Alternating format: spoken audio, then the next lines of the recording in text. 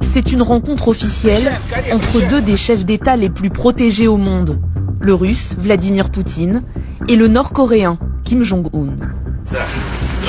Bonjour, ravi de vous voir. Merci de nous avoir invités et de nous recevoir. Deux dirigeants qui ont fait de leur protection personnelle une obsession.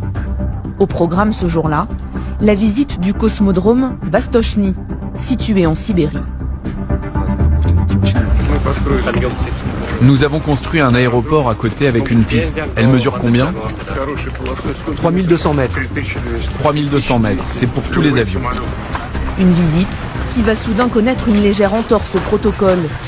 Le président russe décide de présenter au dictateur nord-coréen sa voiture personnelle, le véhicule idéal selon lui pour tout dirigeant soucieux de sa sécurité.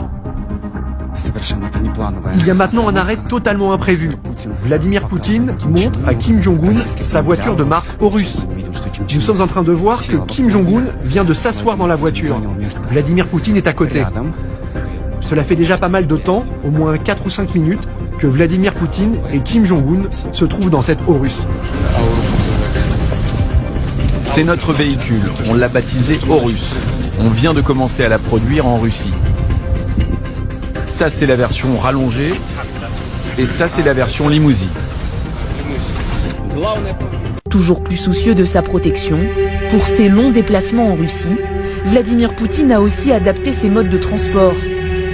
Il aurait délaissé l'avion pour privilégier le train, jugé plus sûr.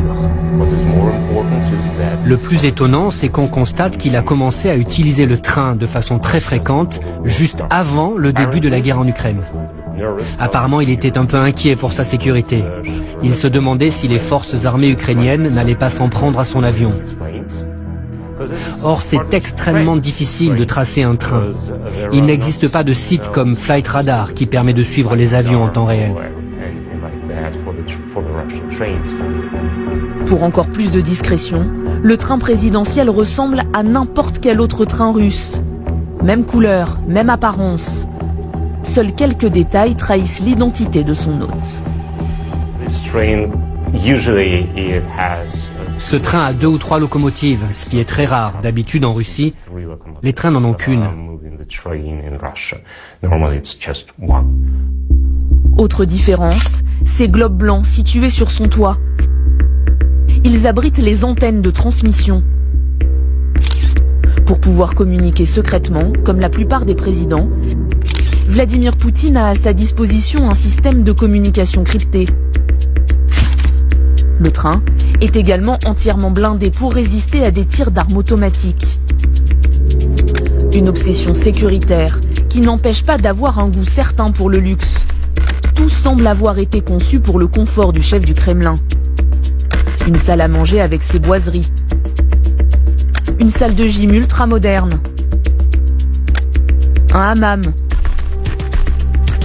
Et plus étonnant encore, un cabinet de soins cosmétiques.